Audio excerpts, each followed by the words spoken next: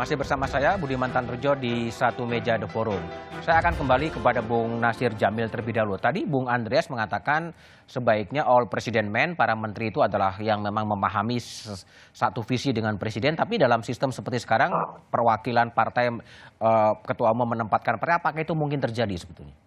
Ya, pertanyaannya apakah dua menteri yang tersandung kasus korupsi itu memang memahami ya visi dan misi presiden ya terkait bagaimana mewujudkan good governance ya. Itu satu. Yang kedua, saya pikir memang ada 3 layer ya ke seorang presiden. Pertama, platform partai politik, yang kedua visi dan misinya, dan yang ketiga adalah kalangan profesional. Ya, jadi kalau presiden lupa dengan platform partai politik, maka dia punya visi dan misi. Kalau misalnya dalam tanda kutip dia juga sedikit lupa, dia punya kalangan profesional. Nah, karena itu sebenarnya saya tidak ingin mendikotomi ya soal profesional dengan orang partai politik. Sebab bagi saya yang penting, Mas Budiman, itu adalah jiwa profesionalisme yang penting. Karena apa? Karena dalam pandangan saya, profesionalisme itu adalah sebuah aktivitas, sebuah aktivitas kerja yang harus dilandasi oleh kemampuan, keahlian yang amat tinggi dan khusus. Jadi presiden kalau ingin orang profesional, jiwanya juga harus profesional dan memahami. Dan itu punya keahlian yang tinggi dan khusus untuk menempati posisi tersebut.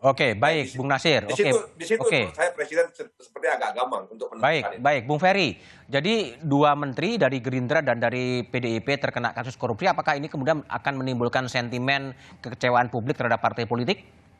Ya, tentu ada pengaruhnya. Oleh karena itu yang tadi saya sampaikan bahwa ini sebenarnya menjadi bagian dari otokritik, misalkan dari Partai Gerindra dalam pendewasaan partai, karena memang untuk pertama kalinya Partai Gerindra sekarang berada di dalam pemerintahan dan menjadi bagian yang tentu introspeksi bagi kami bahwa tadi saya setuju dengan pandangan Mas Nasir tentang jiwa profesionalisme tadi. Jadi visi misi bisa jadi sama, kemudian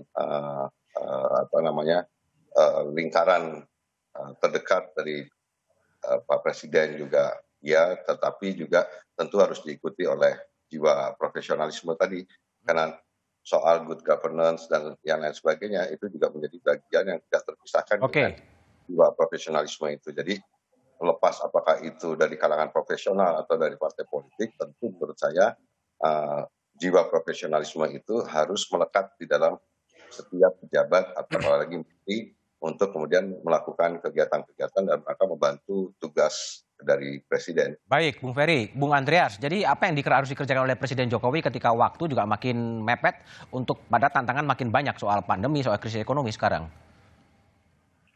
Ya, seperti yang tadi di awal saya katakan bahwa di dalam waktu yang ke depan ya masih tinggal kurang dari 4 tahun.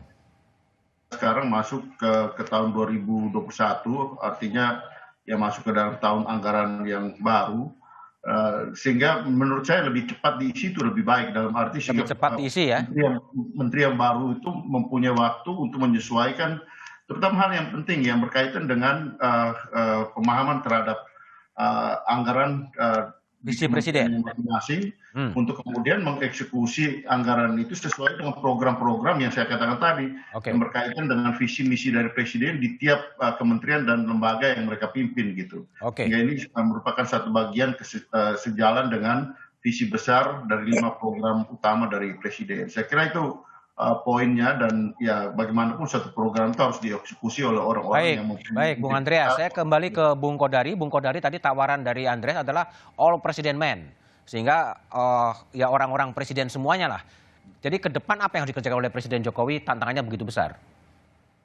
Ya, kembali lagi saya tetap percaya bahwa ada dikotomi ya, menteri non-partai politik itu dipilih oleh Pak Jokowi dan beliau bisa ganti setiap saat. Kapan saja beliau inginkan. Ya misalnya kalau dalam kabinet sekarang ya, katakanlah misalnya Menteri Pariwisata, Wisnu Tama Kusubandio. Setahu saya tidak punya afiliasi dengan partai politik manapun juga. Itu bisa diganti setiap waktu. Atau misalnya katakanlah Tito Karnavian, begitu. Memang polisi, tapi kan polisinya udah purnawirawan, katakanlah begitu. Atau Bahlil Lahadalia itu bisa diganti setiap saat. Tetapi kalau bicara menteri-menteri yang posnya politik tidak bisa. Kembali contoh dari Pak Andreas bahwa ketika Idrus Marham dalam periode pertama itu sebagai Menteri Sosial mengalami masalah hukum, maka penggantinya itu kita harus tahu dari partai. memang datang dari Partai Golkar. Nah, kenapa Agus Gumiwang yang dipilih? Ya pertama tentu mungkin ada kedekatan pribadi dengan ketua umum pada waktu itu. Yang kedua ya beliau merupakan representasi dari salah satu pilar kekuatan di Partai Golkar. Karena kita tahu kalau di Partai Golkar itu kan ada faksi-faksi begitu. Nah, kalau di PDI Perjuangan faksinya cuma satu, faksi MSP kan begitu ya. Kalaupun mau dibagi tiga, faksi Megawati, faksi Soekarno Putri ya, Soekarno dan Putri ya kira-kira gitu. Dan di Gerindra juga cuma ada satu faksi yaitu Prabowo dan Subianto gitu kira-kira. Jadi ya menurut saya sih cepat atau lambat ini bolanya ada di tangan Bu Mega dan di tangan Prabowo Subianto gitu. Oke, baik. Terima kasih Bung Kodari, Bung Nasir, Bung Ferry dan Bung Andreas Hugo Pereira. Terima kasih telah bergabung di Satu Meja The Forum.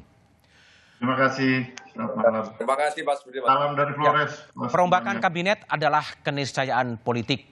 Perombakan kabinet harus dijadikan momentum meneguhkan komitmen para menteri untuk tegak lurus pada presiden dan tidak mengembangkan loyalitas ganda. Selain perombakan kabinet, gaya kepemimpinan juga perlu dibenahi. Kabinet solutif dan komunikatif serta anti korupsi jadi penting untuk menumbuhkan trust publik pada pemerintah untuk siap menghadapi krisis multidimensi. Demikian Satu Meja The Forum malam ini. Sampai jumpa pekan depan. Selamat malam dan terima kasih.